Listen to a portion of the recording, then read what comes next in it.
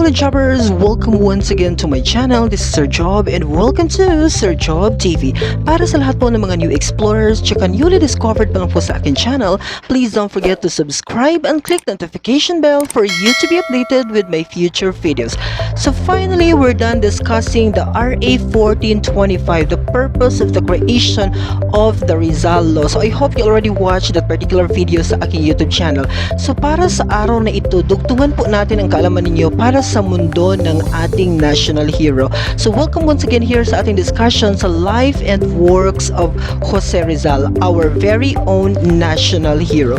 So para sa umagang ito, ang pag-uusapan po natin ay tungkol sa tanong na who made Jose Rizal the foremost national hero of the Philippines and why? Welcome to my video number 105.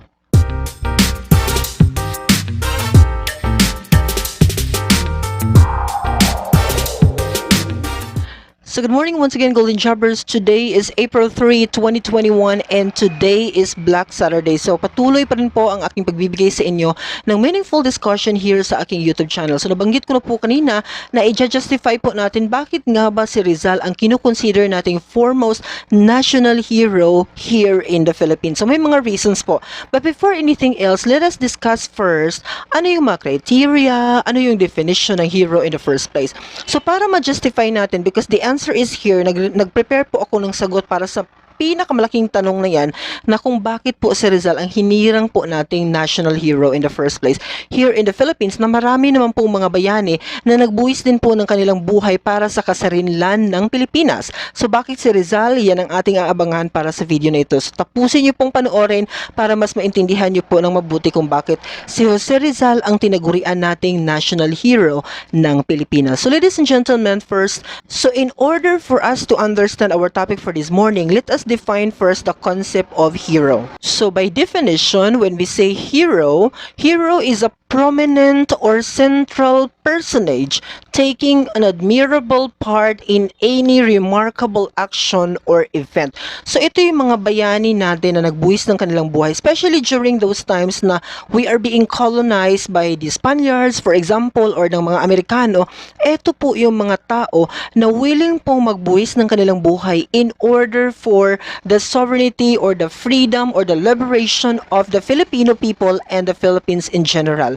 Kasi nakalagay dito sa definition, taking an admirable part in remarkable or in any remarkable action or event. So sa panahon nagkaroon ng gera sa Pilipinas kontra mga colonizers or mga invaders from other countries, yun po yung mga tao na yun, they can be considered as a hero as far as the definition is concerned. Okay? So let's proceed with the second one. A person of distinguished valor or enterprise in danger or fortitude in suffering. So pag sinabi nating distinguished valor, meaning to say that person is showing bravery. Okay? That person is showing too much bravery for the country and for the people.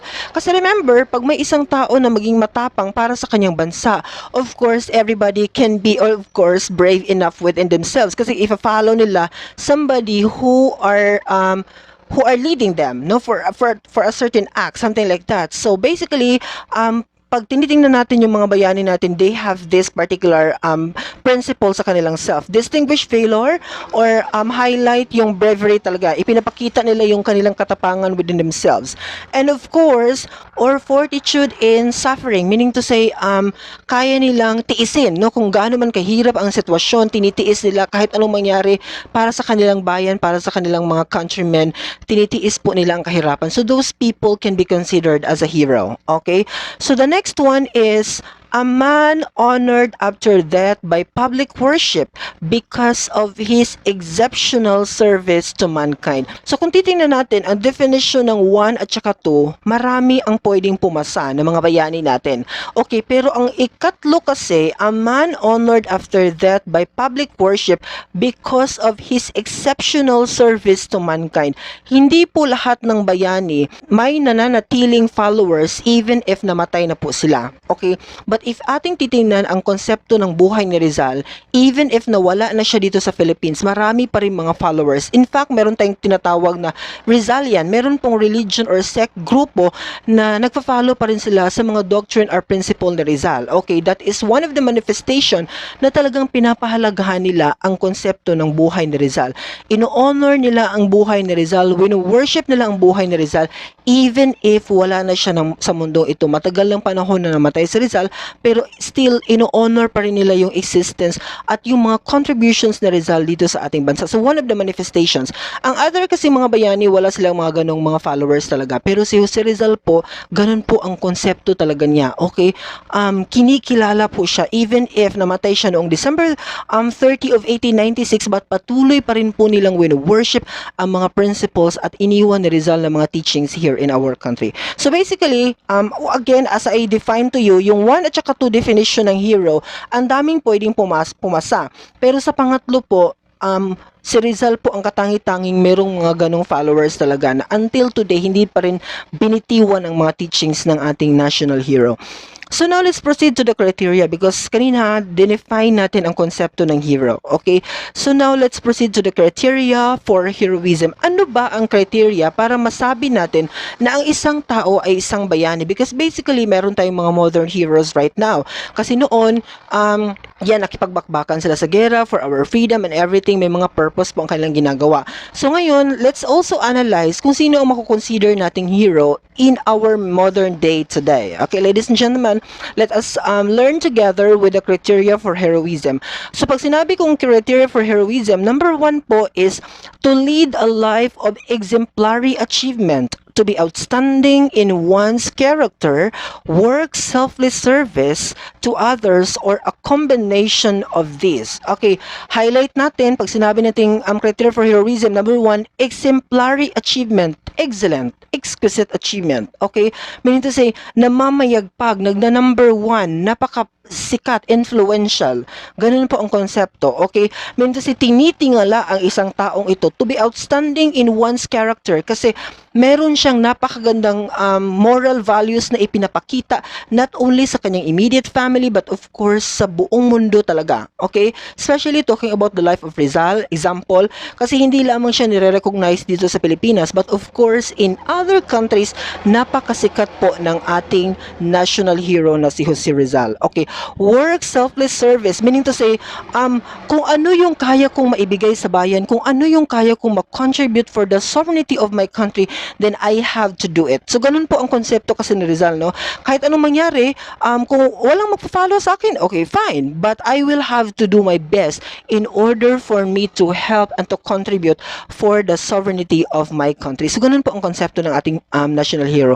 So, yan po ang first criteria, okay? Or a combination of these. Kasi pwedeng isa lang ang kaya mong gawin dito or pwedeng a combination of these particular elements. Okay, secondly, na criteria for heroism would be to leave behind a record one's achievement in creative work, writings, inventions, or service to the group, community, or a nation. So, ang mga bagay po na ito, yung creative work, writing, especially yung writings talaga, ito po yung madidefine natin ng mga legacy talaga ng ating national hero na si Jose Rizal.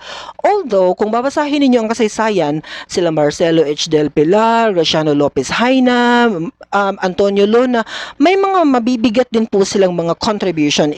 Even in writing, mga arts and everything, may mga mabibigat din po silang contribution. Pero, as to how it is impacted to the people, meaning to say, kung gaano ito naka-apekto sa existence ng mga Filipino, and of course, to the existence of the Spaniards who were in our colonizers during the 19th century, for example, kasi we're talking the life of Jose Rizal this time. So, kung ano ang nagpa-shaken talaga sa existence ng mga colonizer, that is to be credited, no, in this particular battle, kasi marami din po silang mga nagsusulat. Pero kung sino yung mga nakapag-impact talaga, it's Jose Rizal. Kung titingnan natin ang criteria number 2 as far as heroism is concerned. So number 3 would be to obtain in death after death a degree of recognition from his peers and future generations. So Right after nawala siya, because kung babalikan natin, nawala na po si Jose Rizal December 30 of 1896, patay na po ang ating national hero. But after that day, okay, nagkaroon pa rin siya ng samot-saring recognition from his peers, sa lahat ng mga kakilala, relatives, and all the people in the country. And as I said to you a while ago, even sa outside the world, outside the country Philippines, nire-recognize po ang ating national hero. And for the future generations, more than century na po siya, more than 1 century na pong nawala ang ating national hero, but up until today and for the next generation to come, especially diniscuss ko sa inyo before na meron siyang RA 1425, so patuloy po siyang ituturo sa mga colleges and universities. Lahat ng mga teachings and everything about the life of Jose Rizal ay ituturo pa rin yan for the next generation. So ganun po ang criteria na pumasok so ganun po natin ma-evaluate na pasok po sa criteria for heroism sa number 3 na portion ang ating national hero na si Jose Rizal. So number 4 would be to live or die during a period of significant changes in the nation's history and to be part of these changes. So meaning to say, to live or die, ipinanganak ka sa panahon na yan na we are being controlled by other colonizer, and namatay ka rin sa puntong yan na pakikipaglaban natin in order for us to achieve the sovereignty of our country. Yan ang pwede nating maging basis for heroism. So definitely, kung titingnan natin ang buhay ni Rizal, dito po kasi siya na-fall. Meaning to say, si Rizal po ang isa sa mga reasons kung bakit nagkaroon ng unifications ang mga Filipino. Because definitely, nung talagang araw na namatay si Rizal, December 30 of 1896, nagkaroon talaga ng samot-saring reaction ang mga Filipino. But to unify the reactions and emotions that time, of course, galit na galit sila, and they were eager really to fight to the colonizers at the time. So ganun po ang punto.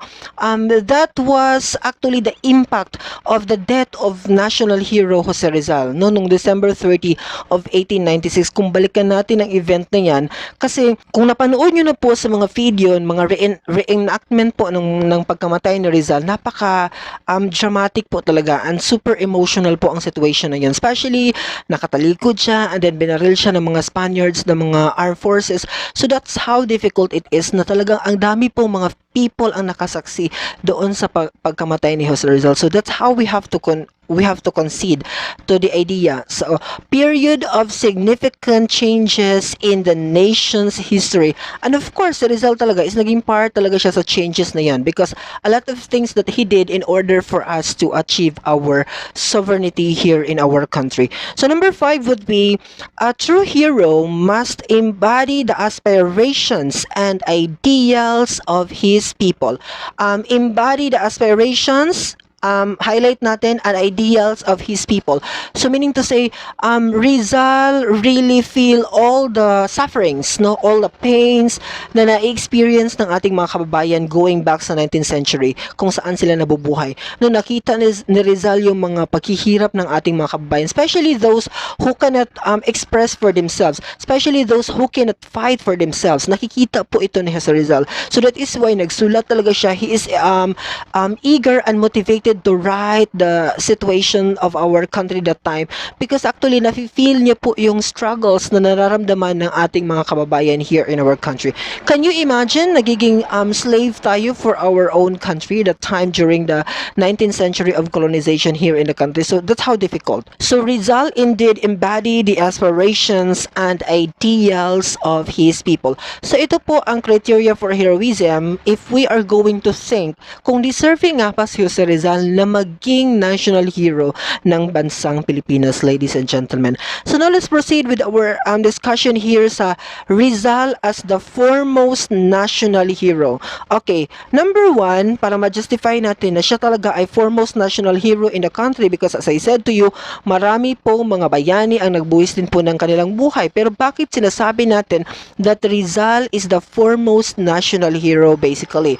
Okay, number 1 justification is that his His teachings still hold relevance and meaning to our time. Highlight natin, still hold relevance. So meaning to say, ang mga isinulat, mga principles, mga moral values, lahat po ng mga idea na Rizal, especially on the concept of patriotism and nationalism, is still relevant. Meaning to say, meron po siyang significant even to our existence today. So ganun po ang impact niya. Okay, hindi lang po siya nabubuhay, 'di ba? Sabi ko sa inyo sa previous video, ang idea ni Rizal, the message of Rizal was actually pointing out sa mundo ng 19th century kung saan siya nabubuhay. But the message has impact, no, even to our generation today. So ganun po kalawak at kalalim po ang mga nabitawang salita ng ating national hero na si Jose Rizal. Okay, teachings still hold relevance and meaning to our time, especially sa kanyang mga writing pointing out. So second justification that Rizal is our foremost national hero is that his life is an example of self-abnegation for the country in spite of himself, family, and personal convenience. So pag sinabi nating self-abnegation, set aside the needs and wants for others. So meaning to say, as a person, meron tayong mga wants and needs. We want to secure ourselves first, right? Meron tayong tendency na ganyan. Pero as a hero, kagaya ng konsepto ni Rizal, mas uunahin ko ang kapakanan ng aking countrymen or ang kapakanan ng aking bayan. Okay, isi-set aside niya according sa definition, isi-net aside niya ang kanyang sarili. Okay, in spite of himself at saka yung kanyang family, but because of course ayaw ng family niya na maging ganito ang konsepto ni Rizal sa buhay, di ba? You are thinking of dying for your country in that particular sense. So masakit ito for the family of Rizal, pero isi-net aside niya ang konseptong ito. And personal convenience. Yan ang sinabi ko, yung mga wants tsaka needs ng isang tao na kagaya ni Jose Rizal, na set aside niya po iyan for the sake of the Filipino people and for the sake of the Philippines. So, if we are going to read everything, talagang talagang nagpo-portray po si Rizal ng self-abnegation sa lahat ng mga ginagawa niya para sa ating country. So, number 3 would be, he bequeathed to us the legacy of freedom, thirst of liberty, and the value of human dignity and honor. So ito po ang iniwan ni Rizal sa atin. Okay, kaya nga he bequeathed to us, meaning to say we have right to become free. We have the right to enjoy the liberty and freedom of this country. At the end of the day, ganun ang konsepto ni Rizal. And as a person, you are being honored by your existence. Okay, you are dignified person according to Jose Rizal. Kasi nawalan po ng respeto ng existence ng mga Filipino during those times, way back the colonization time. Of course, we are not being respected by the colonizers at that time, no? Kaya nakita ni Rizal, ang mga Filipino ay nagiging devalued na po, okay, sa existence nila here in this world because of the existence of the colonizers at the time. So sabi niya, kailangan maging malaya ang mga Filipino, kailangan they enjoy the liberty, and of course, kailangan meron silang dignity as a person as they exist in this particular world, especially that this is our own country, no, according to our national hero. So let's proceed with our discussion with Rizal as the first Filipino. So number 1, he was the first who sought to unite the entire archipelago, okay, and envision a compact and homogeneous society of all the tribal communities from Batanes to Sulu Sea based on common interest and mutual protection. Sundan nyo lang po. Highlight natin yung sinabi nila kasi si Rizal po, ang daming mga bayana, as I said to you, ang daming mga heroes na pwede nating i-recognize sa panahon ng 19th century and even on the time of colonization. But definitely, si Rizal po ang humimok sa mga Filipino na magkaroon ng unification. Kagaya na sinabi niya dito, to unite the entire archipelago. Okay, kailangan magkaisa tayo because as I said to you sa previous video, kung inyo na napanood, 'di ba? Lumalaban tayo for the sake of this particular place only, for the sake of this particular community only. Kung mababalikan natin ang mga kasaysayan, dito sa puntong ito i-discuss ko sa inyo ang konsepto ng mga revolts at mga uprisings. Marami po ito sa panahon ng colonization. Okay? Iba't ibang portion from Luzon, Visayas at saka Mindanao, nagkakaroon po ng iba't ibang uprisings at mga mga revolts. Anong ibig sabihin nito? Iba't ibang grupo ang nakikipaglaban sa mga Espanyol, pero ang lahat ng mga uprisings na ito, ang lahat ng mga revolts na ito ay hindi po naging successful. Ano ang pinakadahilan? Accordingly, hindi sila united at hindi po malakas ang puwersa nila laban sa mga colonizers. Okay, kaya sabi ni Rizal, magiging matagumpay lamang ang pakikipaglaban natin sa mga colonizers kung magkakaisa tayo as one Philippines or as one Filipinos. Ganun po ang konsepto ni Rizal. So kaya sa statement dito, kaya siya ang first Filipino because siya po ang first who sought to unite the entire archipelago and envision into one compact and homogeneous society. So disregarding kung anong tribal community or anong grupo ka nabibilang, ang konsepto natin is once you are a Filipino, let's fight against the colonizers, which is sa time na yon, we are talking about the existence of the Spaniards here in the Philippines. So second justification why Rizal can be considered as first Filipino, it's because he was the first who thought that the Filipinos could be something else, okay? Filipinos who can be members of the Filipino nation. So highlight natin sa sinabi sa second part, which is Filipinos could be something else. So meaning to say, ipinakita ni Rizal na hindi lamang mga Spaniards ang pwedeng mamutawi, okay, or pwedeng maging pinakamagaling. Because a lot of competitions po, mga writing competitions na ipinanalo po ni Jose Rizal, a lot of opportunities po na nag-number 1 po si Jose Rizal, even nung nag-aaral pa siya kontra sa mga other mga nationalities who are also studying in that particular school, may mga opportunity at pagkakataon po na nagna-number 1 po si Jose Rizal. So meaning to say, ipinakita niya that it's not only the Spaniards, for example, okay, can excel in this particular field. Pwede din pong mag-excel ang mga Filipino sa field na yan. So ipinakita po yan ni Rizal. Kaya isa po siya sa one of our bases. Inspiration po siya sa lahat.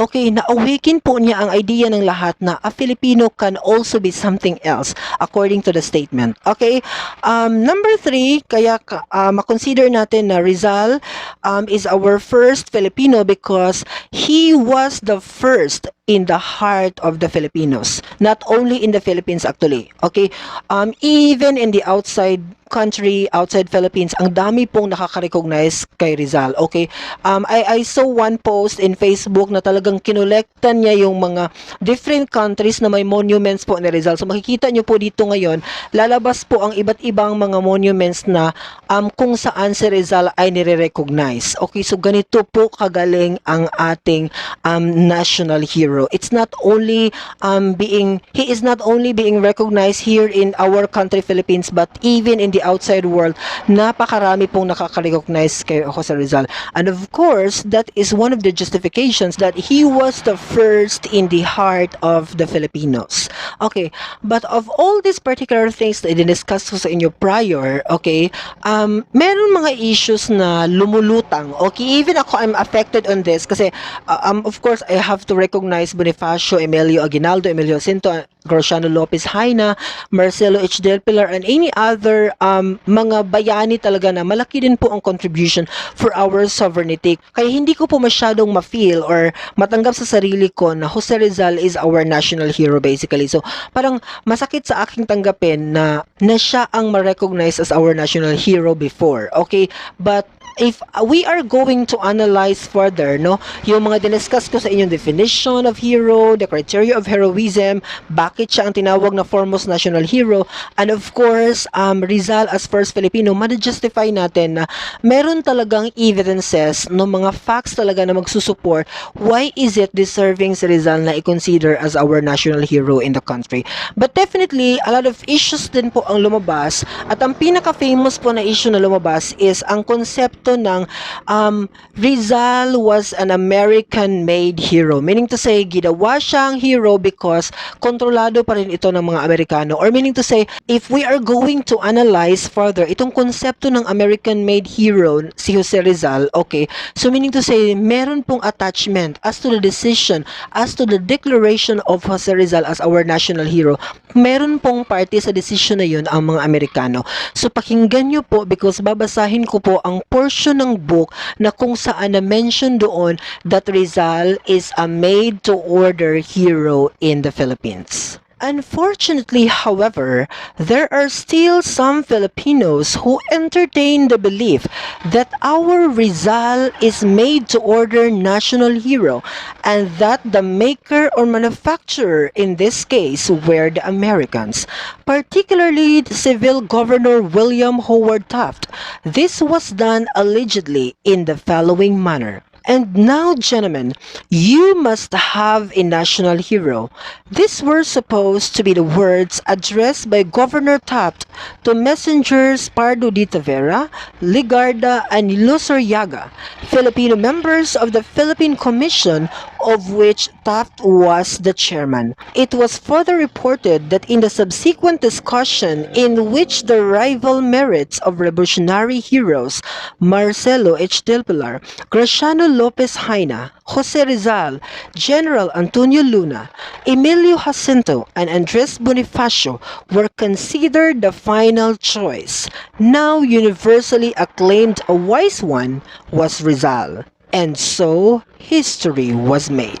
So definitely the concept is this is a line coming from Howard Taft. Kung narinig niyo po kanina sa statement ko, 'di ba sabi po ni William Howard Taft, and now gentlemen, you must have a national hero. So meaning to say, the governor encouraged the Filipino people na, and now gentlemen, you must have your national hero. So meaning to say, galing po mismo sa bibig ng Governor General William Howard Taft at that time. So going back to our question, kasi na-reveal na natin na meron din pong konsepto ng American-made hero sa Rizal. Okay, in order for us to justify and in order for us to answer the question, who made Jose Rizal the foremost national hero of the Philippines and why? So meron pong pinaka-basic answer dito, or meron pong pinaka-comprehensive na answer na dapat ninyong maintindihan at marinig. Okay, definitely this is actually coming from one of the author also. The answer is, no single person or groups of persons were responsible for making the greatest Malayan the number one hero of his people. Rizal himself, his own people, and the foreigners all contributed to make him the greatest hero and martyr of his people. No amount of adulation and canonization by both Filipinos and foreigners could convert Rizal into a great hero if he did not possess in himself what Palma calls excellent qualities and merits. So base doon sa binasa ko, it is clearly stated there na though may mga issues that Rizal was American-made hero, is made to order hero, something like that. But definitely, if we could be able to analyze, all of those things were actually contributors lamang po para maging national hero po ang ating Dr. Jose Rizal. So definitely, because at the end of the day, if we have to analyze further, kung hindi si Rizal nagporsige, kung hindi si Rizal nag-initiate, kung hindi si Rizal nag-think para sa kanyang bayan, para sa sovereignty ng kanyang bayan, of course, kung hindi si Rizal nag-sacrifice para sa kanyang sarili, that at the end of the day, it leads to the death, no? It leads to the sacrificing of his life, no? Or the personal convenience, and even to the family, the presence of the family of Jose Rizal. So definitely, hindi niya po mararating ang recognition na ito from the Filipino people and of course, from the people outside Philippines. So that is worth to be noted na, so ibig sabihin, Rizal was recognized as the foremost national hero of the Philippines because he exerted an extra effort and an exemplary achievement para sa bansang Pilipinas.